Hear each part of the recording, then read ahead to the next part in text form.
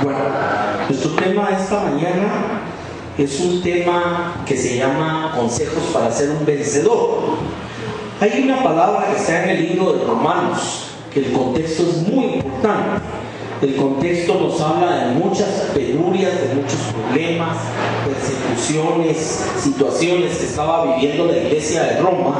Como un ejemplo, la fidelidad de los hermanos en Cristo, que habían estado siendo asesinados incluso por el régimen del emperador, que los consideraba enemigos y hasta le echaron la culpa de que habían hasta quemado la ciudad. Toda esa situación es una iglesia que se nos presenta dentro de toda la gama de las iglesias del Nuevo Testamento como una iglesia muy perseguida, muy sufriente, con muchos problemas, pero que en medio de todo resplandece la fidelidad para Dios. Y yo creo de veras que es en los momentos de prueba, en los momentos de persecución, cuando realmente el corazón humano va a manifestar que sí tiene fidelidad con Dios. Amén. Y en el contexto de todas estas situaciones, el apóstol Pablo les dice algo en el capítulo 8 y verso 37 de Romanos.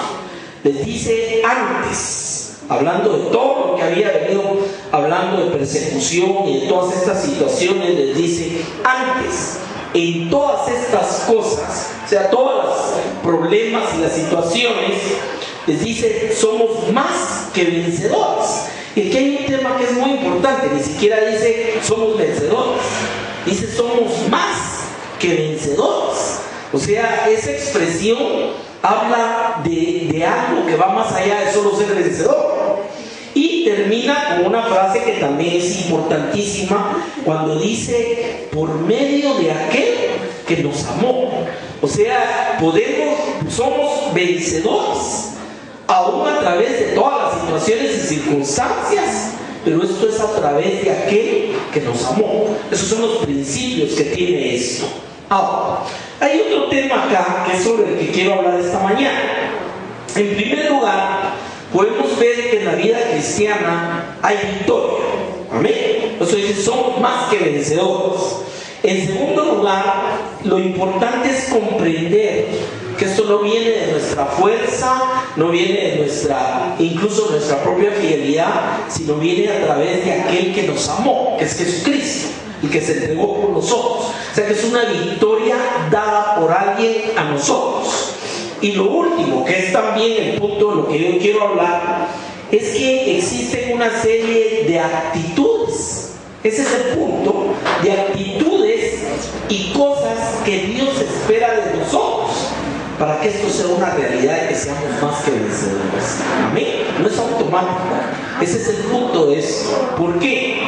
Muchas veces esto puede ser enseñado de una manera directa. Hermano, usted es más que vencedor. Y está bien, pero el hermano está enfermo, con problemas, no tiene trabajo. Entonces, ¿vencedor de qué? O sea, como que hay un descontraste entre lo que asevera la palabra y nuestra realidad. Pero eso tiene razones. Y es de esas razones que yo le quiero hablar. O sea, hay ciertas situaciones que Dios espera que nosotros hagamos. Fíjese que cuando la Biblia dice que Dios nos amó de tal manera que dio a su Hijo para que el que en Él crea no se pierda, no tenga vida eterna, el día que usted creyó, ese versículo se hizo una realidad en su vida. Antes no. Y eso no había sido hecho un día antes de que usted creyera. Eso fue hecho en la cruz del Calvario hace más de 2000 años. Y estaba ahí provisto, o sea, la salvación estaba disponible. Pero el día que usted alineó su corazón con Dios y usted creyó y aceptó esa obra, ese día usted vino a nacer de nuevo, a ser una nueva criatura. Ese día usted vino a ser trasladado de la potestad de las tinieblas al reino de su Hijo amado. O sea, todo aquel cúmulo de verdades que se dan desde la cruz se vinieron a manifestar de golpe sobre su vida el día que usted creyó. ¿Cuántos entendemos eso? Igualmente el tema, somos más que vencedores. Esto es una victoria ya obtenida en la cruz del Calvario. O sea, no es que Dios nos va a hacer vencedores en el momento. Por eso dice, somos más que. No significa vamos a ser, seremos, estamos siendo hechos. No dice somos. Es una realidad. Somos más que vencedores. La pregunta es, si esta verdad se manifiesta en nuestra vida, si en realidad tenemos victoria sobre todas las situaciones de nuestra vida. Ese es el punto.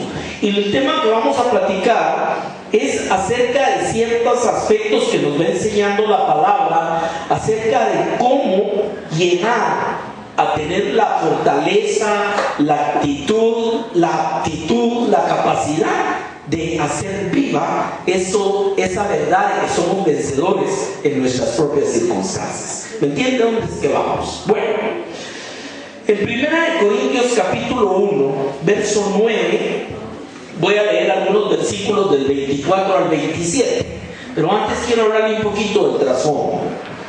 El apóstol Pablo se desarrolló todo su ministerio en un mundo donde la máxima expresión de la capacidad humana eran los deportes.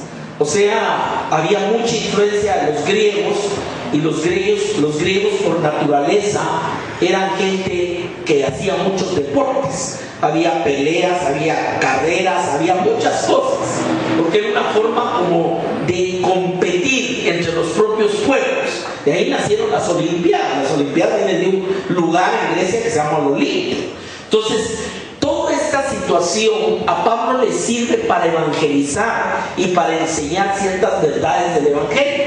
Entonces, Pablo, utilizando una figura muy conocida por toda la gente a la que le predicaba, como era la gente que hacía deportes, les empieza a hacer comparaciones de la vida cristiana con el deportista, y utiliza varias situaciones. Otra de las figuras que utiliza, que vamos a ir viendo en el pasaje, es el del agricultor. ¿Por qué? Porque el agricultor era un mundo que tenía demasiado de economía agrícola. O sea, la gente especialmente se dedicaba a cultivar la tierra. Entonces, hablarles de semillas, de siembra, hablarles de la labor del que labra la tierra, eran cosas muy sencillas de entender para la gente del contexto de Pablo. Entonces, si le hablaba, mire, somos como un corredor, la gente sabía lo que era un corredor. Mire, somos como el labrador, la gente sabía lo que era el labrador. Y la otra figura eran épocas y eran regiones muy militarizadas, o sea, donde estaban acostumbrados continuamente a guerras y a ver soldados. Entonces, la otra figura que utiliza es la milicia como otro ejemplo de explicar las cualidades que debiera de tener una persona que es cristiana. Y es sobre esa base que vamos a trabajar esta mañana. Dice en 1 Corintios capítulo 9, verso 24: ¿no sabéis que los que corren en el estadio, todos a la verdad corren, pero uno solo se lleva el premio? Corred de tal manera que lo tengáis. ¿Cuál es el ejemplo que está tomando acá? Usted se ha dado cuenta, ahorita de ver en las Olimpiadas del otro año, se ha dado cuenta cómo esta gente se entrena, se esfuerza, pasan años negándose cosas, esforzándose, se levantan muy temprano, etc. ¿Para qué? Para obtener un premio. O sea, la gente que llega a las Olimpiadas con una mentalidad como lamentablemente nos pasa a muchos pueblos, lo importante es ir a competir, no, perdón, lo importante es ir a ganar una medalla. Entonces, esta gente estaba familiarizada con que el corredor tenía que ser una persona que no iba a hacer las cosas para ver qué salía. O sea, no iba a ir veamos pues, vamos a correr a ver qué pasa. No, dice correr de tal manera que lo tengáis. Dice, todos estaban corriendo en el estadio, eso lo entendían, especialmente en las iglesias en Grecia. Pero dice, ustedes tienen que correr de manera que lo tengan. Entonces, el correr para obtener un premio no está solamente en la capacidad física y en el entrenamiento, es en la actitud, es en la mente de alguien. O sea, aquel que llega a una competencia pensando, yo tengo que ganar, yo vine aquí para ser el triunfador, esa persona va a dar todo su esfuerzo. ¿Es cierto o no es cierto? Y Pablo viene y trae esa figura al cristianismo. Ok, señores, somos más que vencedores, pero tenemos que, como el corredor va para obtener un premio, nosotros tenemos que correr esa vida cristiana a obtener ese premio. No es una vida de que, bueno, pues seamos cristianos, a ver qué pasa. Hay mucha gente que tiene una actitud de, lo que venga pues de bendición, aquí estoy sentado, Señor. No, la vida cristiana es una vida de que usted quiere superarse, usted quiere llegar, usted quiere correr la carrera, como dice el apóstol, el escritor de los Hebreos, corramos la carrera que tenemos adelante, puestos los ojos en Cristo, el autor y consumador de nuestra fe. O sea, la vida cristiana necesita de una actitud como el corredor, de que no está ahí solo para pasar el tiempo o que va a correr porque todos los demás corren y cuando me canso me siento, sino está ahí para obtener un premio, está ahí para llegar a una meta. Esa es la primera actitud de un vencedor. No podemos ser vencedores pensando que a ver si de repente me suena la campana y logro ganar la carrera. Así no se puede, hermano. Miren, ¿cuáles han sido las diferencias que hemos visto en nuestro país ahora ya con un medallista y todo eso? Ese señor tiene una mentalidad de ir a ganar. ¿Es cierto o no es cierto? Usted no vaya a competir, pues vamos a ver qué pasa. Y pues que está trayendo un montón de victorias. Igual el otro muchacho que juega badminton. O sea, hay varios ahorita que ya son de categoría mundial. Pero ¿qué cree usted que piensan esas personas? En cambio tenemos nuestra bendita selección. La cosa es ir a pasar un buen rato ahí. No les importa ellos llegar a un mundial si ellos no van a hacer nada. Entonces la mentalidad, la actitud de este tipo de personas es una actitud que los lleva a ser vencedores, ¿me entiende? Y eso es lo que Dios quiere en nuestra vida como cristianos.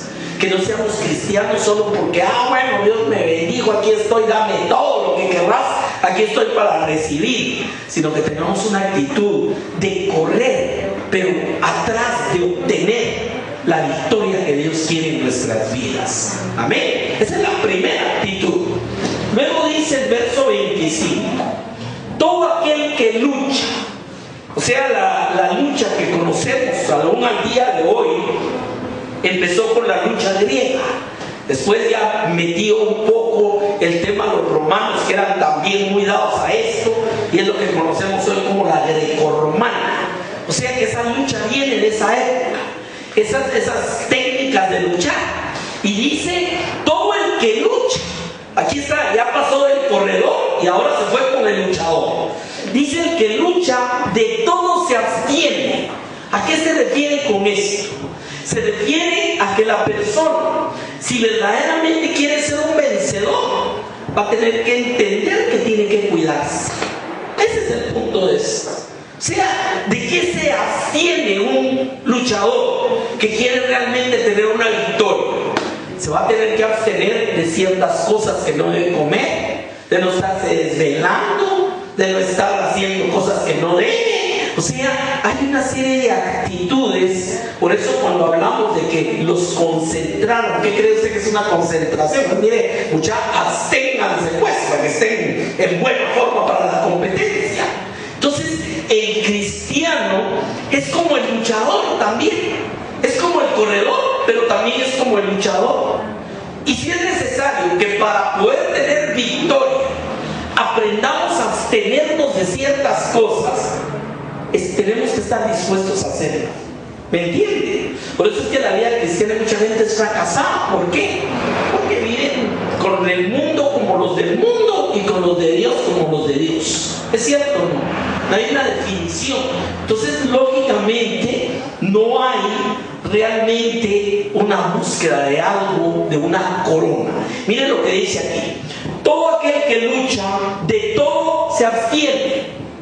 Ahora, ellos, o sea, los luchadores, a la verdad, para recibir una corona corruptible. ¿Sabe usted cuál era el gran premio? Hoy les daban una medalla. No, en ese tiempo les ponían una corona de, ¿qué era? No me acuerdo ahorita, unas hojitas. ¿Perdón? De eso. Les ponían una corona, o sea, claro, eso era muy significativo, era como las medallas de hoy, de que había ganado. Entonces dice, esta gente se abstiene, se entrena, se esfuerza, porque es luchador y lo que quiere es obtener esa corona. O sea, es el mismo principio, correr para obtengáis. Solo que ahora lo aplica desde el punto de vista luchador. Lo está haciendo porque él quiere obtener esa corona que le van a poner, aunque es una corona corruptible. Pero aquí hace un contraste y dice, pero nosotros, los cristianos, estamos luchando por una corona que es incorruptible.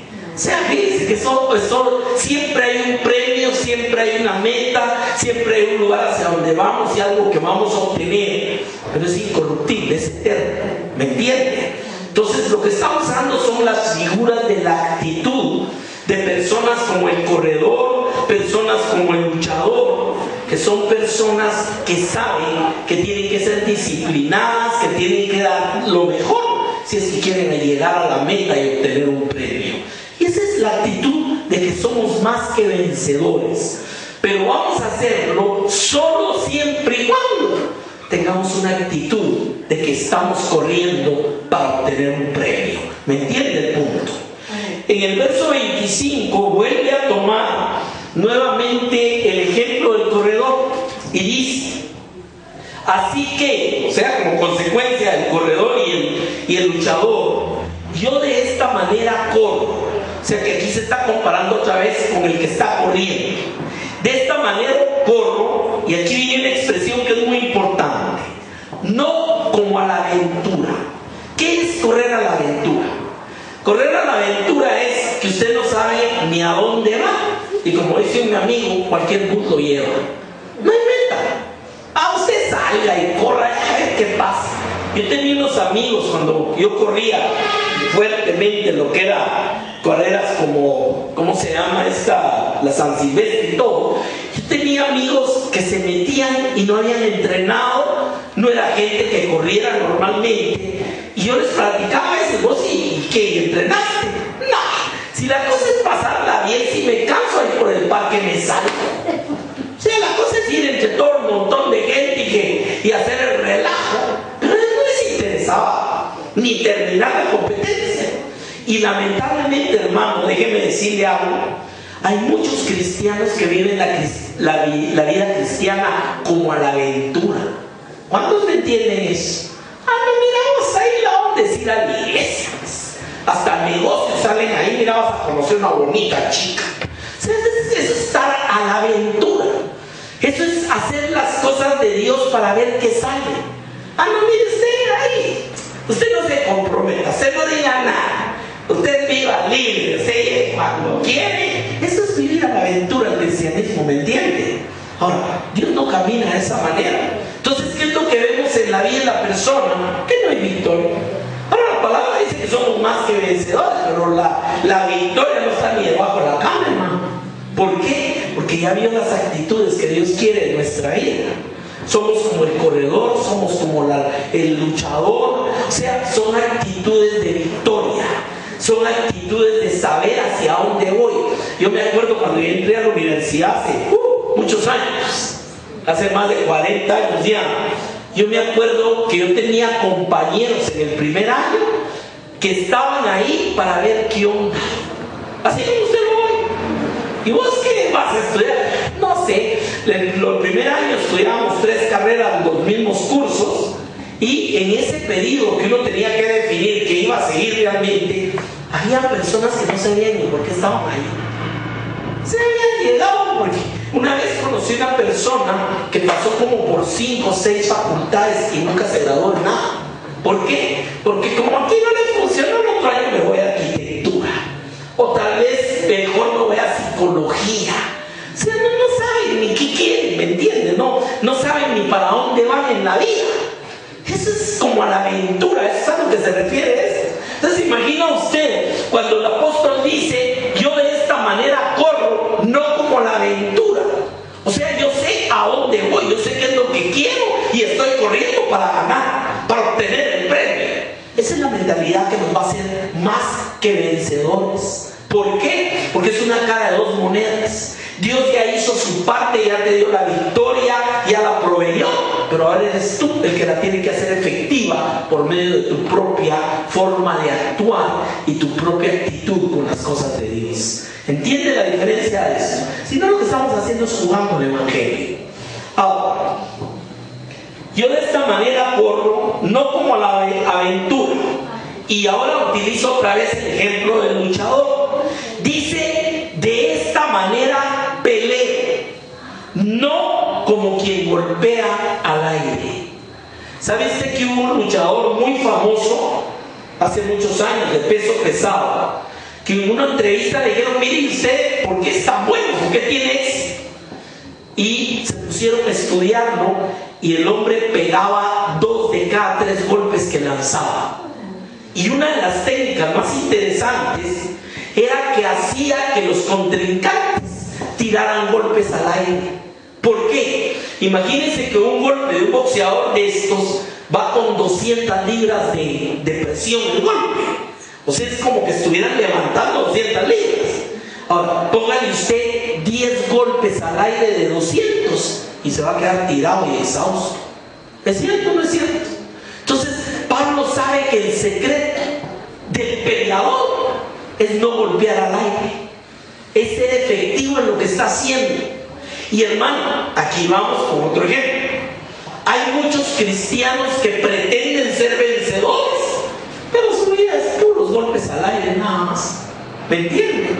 Nunca pegan una buena, de repente por ahí le salió una medio buena. Entonces, nótese cómo aquí en apenas 3 versículos que llevamos y 2 tipos de personalidad, como es el corredor y el luchador, el que pelea, ya nos está enseñando qué es lo que Dios quiere para que verdaderamente seamos vencedores. El vencedor no tira golpes al aire. El vencedor no gasta energía por gusto. Sabe cómo va a poner toda su energía y cómo la va a canalizar para las cosas de Dios. Fíjese que termina el pasaje en el verso 27. Este es un elemento muy importante. Dice, sino que golpeo mi cuerpo. ¿Sabe a qué se refiere con golpear el cuerpo? Por ejemplo, yo me acuerdo cuando yo corría maratones de 42 kilómetros. Yo me tenía que levantar a correr a las 5 de la mañana, aunque estuviera lloviendo, hermano. Yo sabía que si no mantenía el ritmo, yo corría 2 horas y media antes de irme al trabajo. O sea, podía tener que regresar a bañarme y irme al trabajo y corría 20 kilómetros. Pero yo sabía que si un día amanecía galán y decía, no, y no está lloviendo, la chamarra está muy rica, al siguiente iba a ser más difícil y al tercer día ya no me iba a levantar. ¿Me entienden? Todo es disciplina. En cambio, llegaba un momento en que mi propio cuerpo me pedía, mira, vamos. Eso es golpear el cuerpo. Eso es ir por sobre tu propia comodidad. Y la vida cristiana, mi amado, necesita de esto. Necesita de ir sobre nuestra propia comodidad. Hoy no tengo ganas de orar. Ay, leer la Biblia, qué aburrido, me da sueño. Ay, ir a la iglesia, ay, no. ¿Me entiende? Eso es golpear mi cuerpo. Entonces, ¿qué pasa? Si yo tengo una actitud de estas, yo nunca voy a ser vencedor. La palabra dice, eres más que vencedor por medio del que te amó. Y entonces viene la queja de yo, vencedor, pero si usted no le contara mis problemas. No, es que su problema principal es que usted no hace nada para que esa victoria sea una realidad en su vida. ¿Entiende la diferencia de lo que estoy hablando? Entonces, aquí termina con este punto. Golpeo mi cuerpo, y oiga esto, es muy importante, y lo pongo en servidumbre. O sea, hay personas que viven para satisfacer su cuerpo y que le hacen caso a todo lo que el cuerpo quiere. Entonces son personas que jamás los va a usted ver tener éxito en una dieta ni en una disciplina de un deporte. ¿Por qué? Porque ellos le hacen caso al cuerpo. Y miren, los primeros de enero, los eneros de todos los años, son siempre la época en que la gente dice, no, este año sí voy a empezar, voy a ir al gimnasio. ¿Cierto, no? ¿Cuántos días van al gimnasio? A los 2 días que ya les dolió todo por el ácido láctico, ya no van. Dicen, no, que me pase esto y voy a ir. Y de repente pasó el tiempo y dicen, no, el otro año sí empiezo. ¿Es cierto o no es cierto? Ese tipo de mentalidades y actitudes no son de un vencedor. ¿Cuántos entendemos eso? Eso no es ser más que vencedores. El vencedor va a poner su cuerpo en servidumbre. Amén. Y mire, hay momentos que duele el cuerpo. Cuando uno cambia de pesos, hay situaciones, pero si uno no lo hace, nunca lo va a superar. ¿Me explico? Entonces, esa es la situación. Si uno llegué a correr 42 kilómetros de un día a otro, yo empecé a correr porque tuve un problema en la espalda y me prohibieron seguir en el karate, porque ya estaba casi terminando, y por eso empecé a correr. Pero empecé a correr, yo iba de mi casa al hipódromo, eran 3 kilómetros y regresaba jadeando. De repente ya no me alcanzó eso, empecé a correr más y más, después 10, después 20, después 21, hasta que llegué a los 42 y hubiera podido correr más. ¿Por qué? Porque empieza a haber un crecimiento cuando tu cuerpo esté en servidumbre. ¿Es cierto o no es cierto? Incluso esa es una disciplina para cualquier situación. Dice, yo lo pongo en servidumbre. Y oiga lo que advierte: no sea que habiendo sido yo heraldo de otros, o sea, habiendo sido yo el líder, el que jalaba al grupo, etcétera, venga yo mismo a ser eliminado. Y aquí hay otra característica del vencedor: no podemos tener victoria y llegar a la cumbre como los que llegan a la punta de Everest y ya gané, ya terminé, me regreso y ya no vuelvo a subir. No se puede. La vida cristiana es de 365 días al año, 24 horas por 24. ¿Cuántos entendemos eso? Y 7 días a la semana, no hay descansos. O sea, la vida cristiana es una vida que requiere un continuamente golpear mi cuerpo y ponerlo en servidumbre. Claro, esto ha sido malentendido muchas veces y la gente cree que, entonces mire, me voy a poner aquí hasta que me rompa la rodilla, estoy poniendo mi cuerpo en servidumbre. No, porque eso ya tiene connotaciones religiosas y a veces lo que tiene es comprarle perdón a Dios o cosas así. Eso ya es una aberración desde el punto de vista teológico, ¿me entiende? O sea, vamos a resumir esta primera parte. Empezamos diciendo que en todas las cosas somos más que vencedores por medio de aquel que nos amó. Esta es la obra que Dios ya hizo. Esta es la provisión de victoria de Dios para nuestra vida. Ahora, ¿cómo lo traigo yo a la vida? Primero, siendo como el corredor que no corre a la aventura a ver qué sale, sino que tiene definido a dónde quiere llegar y qué es lo que quiere en Dios. Amén.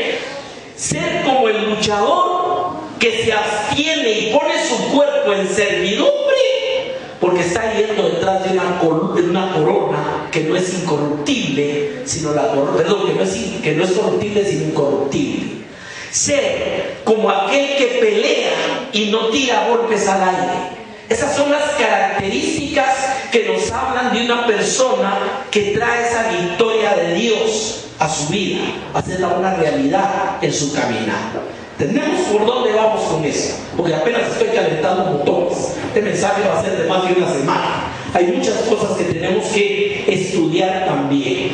Bueno, Gálatas capítulo 6 nos habla de otros principios. Aquí no utiliza la figura del corredor ni de ellos, sino aquí utiliza ya la figura de la persona que se dedica a la agricultura. Pero es otra de las cualidades en la vida cristiana. Claro, la vida cristiana no es cosa de ir a sembrar, patatas o zanahorias. Es una alegoría, es un ejemplo utilizado para que entendamos en la vida espiritual por qué nos parecemos a un labrador. Dice capítulo 6, verso 7 de Gálatas: no os engañéis, Dios no puede ser burlado. Todo lo que el hombre sembrare, eso también se dará. Hermano, siempre lo he dicho y lo voy a decir. El día de hoy usted es el producto de lo que ha sembrado en el pasado. ¿Es cierto o no es cierto? O sea, lo que usted es hoy es el producto de lo que sembró. Y lo que usted siembre hoy, en esta época, es lo que va a cosechar mañana. ¿Cuántos sabemos eso en la vida, hermano? Esa es una verdad de la vida. Entonces, ¿qué es lo que sucede con eso? Que esa integridad, esa transparencia de cómo somos con Dios, en las cosas de Dios, no lo podemos entender. Vamos a entendernos eso, hermano. Entonces, si usted es un buen corredor en la vida cristiana, si usted es un buen atleta en la vida cristiana, si usted es un buen peleador en la vida cristiana, usted no le va a aparentar a Dios algo que no es. Dios no puede ser engañado ni burlado.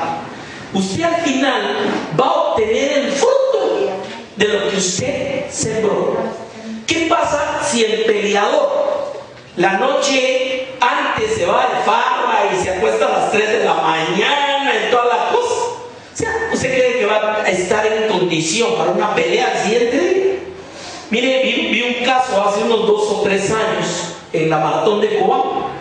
Unos jóvenes se fueron allá y se pasaron hasta las 4 de la mañana cerveceando y con la gran parranda. Y en los primeros 6 kilómetros no habían llegado ni a Carachá. Le dio un ataque al corazón a uno y se murió. ¿Por qué cree usted que sería? ¿Me entiende el punto de eso? O sea, lo que el hombre sembrare, eso va a cegar. La vida cristiana es una vida de sembrar y cosechar. Entonces, si usted no siembra disciplina, si usted no siembra compromiso con las cosas de Dios, si usted no siembra estabilidad con Dios, su vida va a ser así, ¿sí? Toda la vida. Un día está feliz hasta allá arriba, otro día está en la calle de la amargura. Nunca va a haber estabilidad con respecto a Dios, porque no hay disciplina. ¿Me entiende el punto de eso? Entonces, aquí dice, todo lo que siembra el hombre, eso segará. Aquí está usando ya la mentalidad y el principio del agricultor. Dígame una cosa, ¿usted cree que todavía existirá algún agricultor que crea que va a engañar a la tierra y va a decir, bueno, voy a sembrar patatas porque es más fácil, pero eso sí, quiero que la tierra me dé zanahorias? ¿Usted cree que lo va a engañar? Usted no lo va a engañar. Hay un principio en el libro de Génesis que es inviolable, y es que cada cosa produce según su especie y según su género. Solo que aquí viene en una aplicación espiritual. Oiga lo que dice el verso 8. Porque el que siembra para su carne, ¿a qué se refiere la carne? Otra vez se refiere a poner a la servidumbre del cuerpo. El que siembra para su carne, de la carne va a cegar corrupción. Es una vida que no tiene espiritualidad. Tarde o temprano, ¿qué es lo que va a cegar? Corrupción. Mas el que siembra para el espíritu, del espíritu segará vida eterna. Nótese cómo está trayendo el ejemplo de sembrar y cosechar, pero lo está aplicando ya a lo que es la vida espiritual. Esto conlleva otra actitud que es parte de esa siembra y cosecha en nuestra vida, y es qué hacemos y cómo actuamos con los demás. Miren lo que dice el verso 9, por eso está en el mismo contexto. Dice, no nos cansemos pues de hacer bien. Miren qué palabra, es un reto. No nos cansemos de hacer bien. ¿Por qué? Porque a su tiempo segaremos si no desmayamos. Hay mucha gente que no hace ni bien ni mal, como decimos, ni fu ni fa. Simplemente la mentalidad que tiene cada quien que vea cómo sale. Eso no es lo que dice la palabra. La palabra dice, no nos cansemos de hacer bien. No mires que si usted no lo conoce, ese yo hasta el carro de hecho si se me pone enfrente. No dice, no se canse de hacer bien. Una de las mejores semillas que usted puede sembrar es el hacer bien. ¿Por qué? Porque tarde o temprano lo va a cosechar. Igual que la gente que no hace bien, vive cosechando también mal. ¿Me entiendes? Porque nadie puede ser burlado. Entonces, una mentalidad, un elemento de victoria en mi vida es ser una persona que sabe sembrar y que sabe hacer bien. ¿Correcto? Eso se suma a la actitud del corredor, del atleta, lo que hemos venido viendo. Ahora sumamos otros dos elementos. Uno es estar conscientes claramente en qué sembramos, porque eso es lo que estamos cosechando. Y la otra es hacer bien siempre. No que mire que a uno le ven la cara, que se la vea, no importa. Amén. Yo siempre he sido esa filosofía. No es que le van a ver la cara, no sé. Bueno, tal vez me la van a ver ellos, pero Dios está viendo otra cosa en mi corazón. Y la gente que devuelve mal por bien no sabe el tamaño de semilla que está sembrando. Después lo va a pagar, pero con creces que usted no tiene idea lo que la gente que hace mal recibe de regreso. Amén. Ahora, no nos cansemos pues de hacer bien, porque a su tiempo segaremos, si no desmayamos. Y termina, dice, así que según tengamos oportunidad. Déjeme decirle, esto es muy importante.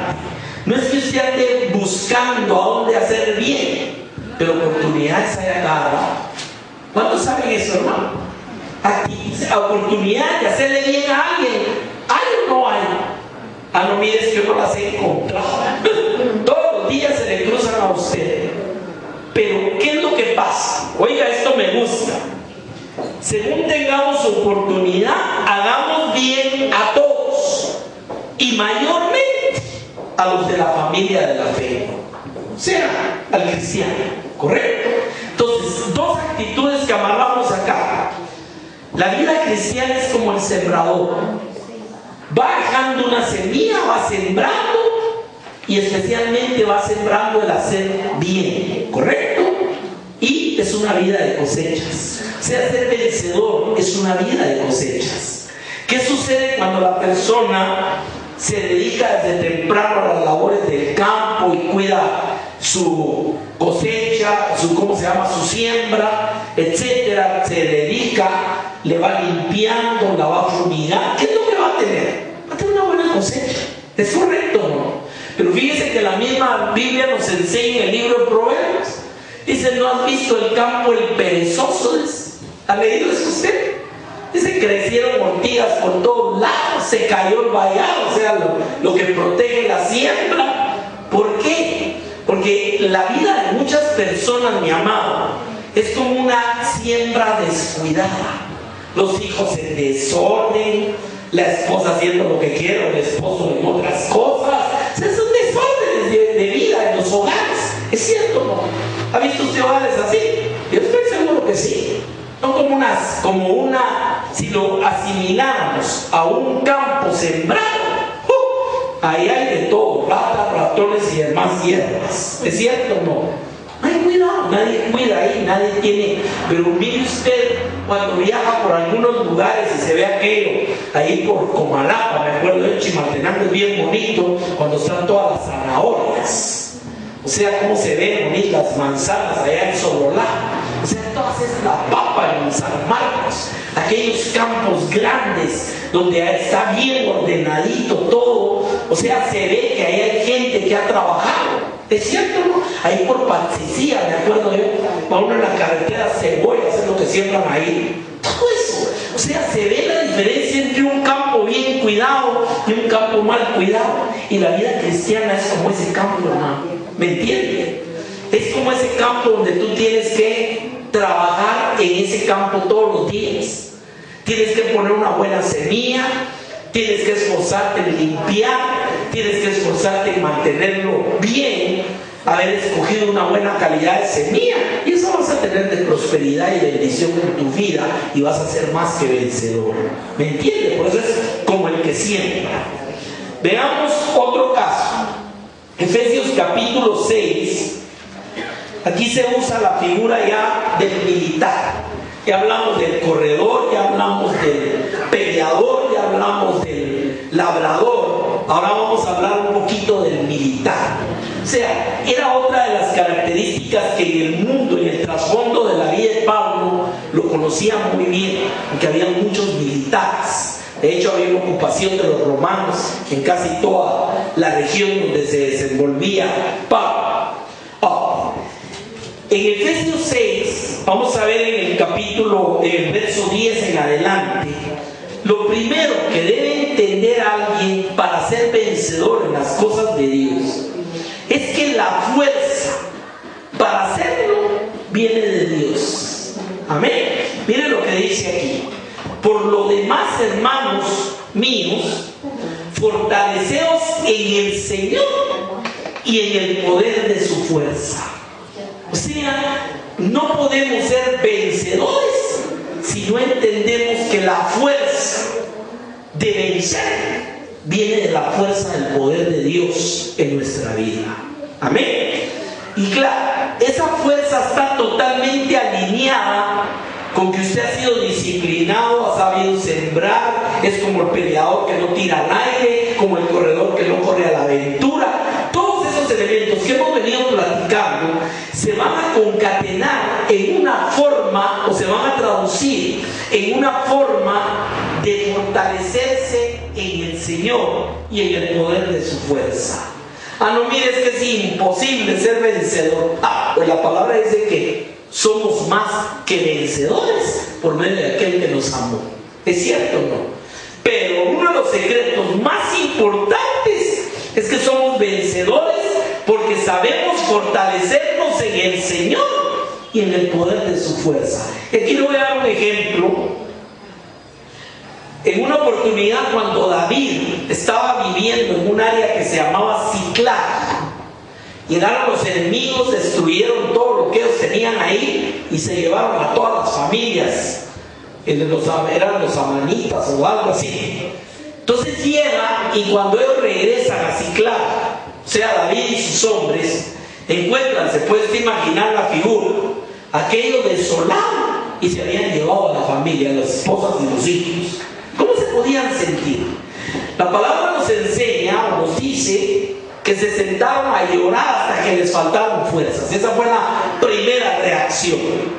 Después se enojaron y dijeron: hay que matar y apedrear a David, porque él es el jefe y causa de andar con él pasó eso. O sea, buscando culpables. Pero hay un punto acá. Dice que David se fortaleció en el Señor. Por eso se lo pongo como ejemplo, porque esto es fortalecerse en el Señor. Se fortaleció y fue y buscó que Dios le dijera qué tenía que hacer. O sea: Señor, ¿qué hacemos? Y Dios le contestó, le dijo: síguenos, porque te voy a dar la victoria y vas a recuperarlos a todos. Eso es fortalecerse en el Señor, ¿me entiende? O sea, hay personas que se quedan en la primera etapa de la reacción de lo que pasó en ese pasaje. Se sientan a llorar hasta que le faltan fuerzas y después le echan la culpa a todos, incluyendo a Dios. Y ahí se quedan sentados, jamás se levantan. ¿Entiendes eso? Eso no es ser más que vencedores. David no había tenido un tremendo problema con esto, pero sabe fortalecerse en el Señor y en el poder de su fuerza. Señor, ¿qué hago? Levántate y síguenos. Ahora, imagínense usted que eran como 10,000 madianitas, eran los que se habían hecho eso. Eran 10,000 hombres. Y David tenía 600 hombres. Y los empieza a perseguir. Y se le cansan. Y tiene que dejar, no sé si fue 200 o 400, porque se le cansaron. ¿Se imaginen si se enfrentaron con un ejército de 10,000 y ni siquiera va con sus 600, sino tuvo que dejar otro grupo en el camino? Pero ¿por qué tenía mentalidad de victoria? ¿Por qué no paró y se regresó o se empezó a quejar y no? ¿Y cómo voy a hacer yo con 600 hombres y aquellos son 10,000? ¿Por qué? Porque se había fortalecido en el Señor. ¿Ya me entiende la diferencia? ¿Qué es fortalecerse en el Señor? Eso es fortalecerse.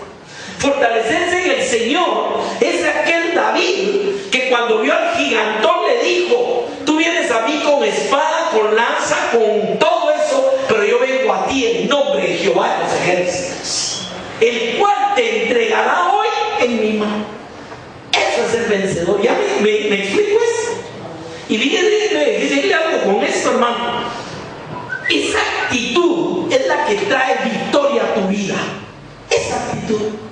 Llegan todos, ven la tierra prometida, todo está muy bonito, a la que botas, todo. Pero hay gigantes y hay ciudades amuralladas. Y nosotros, miren como las gostitas a la pata, así nos van a hacer. Esas son mentalidades de perdedor. ¿Cuántos me explican eso, hermano? Esas son, así jamás vamos a ser más que vencedores. es que no se puede, es que es imposible usted. A usted porque tal cosa, hermano. Pero es cierto, ¿no? Toda la vida somos excusas. ¿Qué sucedió? Que vinieron dos varones y dijeron: miren, señores, no frieguen. Perdónenme que lo parafrasee así. Si Dios está con nosotros, vamos a poder nosotros. Y es Dios el que nos los va a entregar, porque Él lo dijo. Esa es mentalidad de ¿qué? De más que vencedor por medio de aquel que nos amó. Y eso es fortalecerse en el Señor. No está negando el problema, no está diciendo: no, mire, no son tan grandes, es que usted tiene astigmatismo, son más chiquitos. No, Él no está negando el problema. Y hermano, hay una cosa con ese pasaje que a mí me dejó una lección tremenda en mi vida, y es esta: ellos no pudieron derrotar al enemigo, ni pudieron entrar a la tierra prometida. Toda esa generación, ¿qué fue lo que no lo permitió? ¿Las ciudades amuralladas y los gigantes o su mentalidad? ¿Qué fue lo que no los dejó, hermano? Su mentalidad. Y regresaron al desierto 40 años. No, 38 fueron. Hasta que se murió el último de esa generación, hermano. Y se levantó una nueva generación. Y solo sobrevivió Caleb y Josué. Pero ni Moisés sobrevivió. Y se levantaron y entraron a la tierra. Y en 40 años la conquistaron toda, hermano. Lean la palabra. Ahora, ¿qué fue lo diferente entre aquellos que llegaron, vieron todo lo que había y no pudieron, y los que llegaron, vieron lo que había y sí pudieron, hermano? En esos 40 años Dios quitó las ciudades amuralladas. No. ¿Dios hizo enanos a los gigantes? No. ¿Es que Dios los hizo a ellos grandotes, más grandes que los gigantes? No. Todo el problema fue, ¿cuántos me entienden esta mañana? Todo el mundo sabe la actitud. O sea, usted puede ver a David, al Goliat en la vida y salir corriendo. Cuando Goliat llegaba al campamento y les decía: ven un hombre que pelee conmigo, ¿sabe qué dice la palabra que era la reacción? Léanlo, 1 Samuel 17. Lo que pasa es que ni leemos la Biblia, y si la leemos como el periódico. No nos damos cuenta que ahí nos está hablando Dios. ¿Qué sucede cuando llegaba Goliat y lo retaba? Dice la palabra que todos salían corriendo a esconderse, hasta el mismo Saúl, que era más grande que todos. Léanlo. Salían corriendo a esconderse, y dice que temblaban. Y de repente viene este muchachito y dice: yo voy a ir y voy a pelear. ¿Cuál fue la actitud? Bravo, va a ir alguien de nosotros. No, tú no puedes. Pues eres un muchacho. O sea, el mismo Saúl le dijo: no, ese es hombre de guerra de su juventud, tú no vas a poder. Pero David conocía a Dios. Le dijo: mira, Dios me ha librado del oso y del león, así que me va a librar de este. Para Dios no hay gigantes, porque Él es más gigante que todos. Y dice la palabra, mi amado, que Dios está a la par nuestra como poderoso gigante. ¿Cuántos han leído eso, hermano? ¡Oh! Imagínense. Mire, nunca se me olvide eso. En una película una vez vi algo donde un joven se enfrenta con un montón, y de repente ese montón se empieza como a sentir mal y se empiezan a hacer para atrás y se van huyendo. Y él se siente muy gaído. Me tuvieron miedo. Lo que no había visto es a quién tenía atrás de él. ¿Me entiende el punto? Y ese es usted. No, mire, hermano, es que el diablo es muy grande. ¿Será más grande que Dios? ¿Y quién es el que está con usted? Ahora, el problema está bien, otra vez aquí. No podremos, somos como langostas, ellos son gigantes, hay ciudades amuralladas. ¿Para qué nos trajo aquí Dios? Mejor regresémonos a Egipto. Esa fue la actitud. Y Dios se enojó, hermano. Ahí dice en Números 14 que Dios se enojó y dijo: ¿hasta cuándo no me van a creer estos con todo lo que he hecho? ¿Me entiende? O sea, entender que nos podemos fortalecer en el Señor y en el poder de su fuerza es fundamental para ser más que vencedores. Si usted no ha entendido que no es usted, sino es Dios, usted nunca va a ser un vencedor. ¿Por qué? Porque cuando medimos las cosas en función de nuestra capacidad o de lo que nosotros tenemos, mejor sentémonos a llorar, hermano. ¿Cómo entrenó Jesús a los discípulos? Mira la montón de gente, hay 5,000 sin contar mujeres y niños. ¿Cuántos podían haber sido? Solo hombres eran 5,000. En aquella época, en un lugar desierto. Y llaman a los discípulos y les dicen, denles de comer. ¿Cómo se sintió esa gente, hermano? Gloria a Dios, tú vas a multiplicar los panes. No, Señor, no tenemos, pues mandamos a su casa y que vayan a ver a dónde comen. Nosotros vamos a sacar nada. ¿Y tenían razón o no tenían razón, mi amado? Pero la mentalidad, no habían entendido que con ellos estaba el Señor de los cielos y la tierra. ¿Me entiende? Después los sentó, mándenos a sentar a todos. Y agarró lo único que había, unos cuantos panes y peces. Lo levantó al cielo, lo bendijo y se los dio a los discípulos. Ni siquiera fue el que se los dio a la gente. Vayan y sirvan. Y yo me imagino, cuando fueron por el primer canastillo y vieron el primer grupo de 100, ellos con 2 panes, ¿qué iban a hacer, hermano?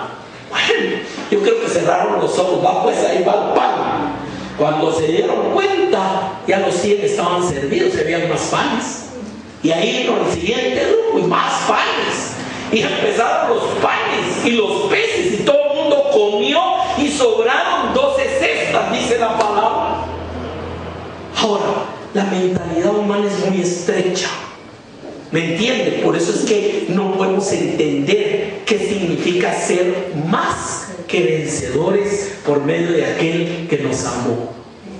Amén. Punto principal, ahí vamos a arrancar la otra semana. Fortaleceros en el Señor y en el poder de su fuerza. El punto de referencia para ser más que vencedores es la fuerza de mi Dios, no es mi fuerza. Y por eso es que David era un hombre conforme al corazón de Dios. ¿Sabe usted? ¿Cuál era la actitud de David cuando miraba a todos los enemigos? Aunque un ejército acampe contra mí y contra mí se levante guerra, yo estaré confiado porque Jehová es mi luz y mi salvación. Amén. Vamos a orar esta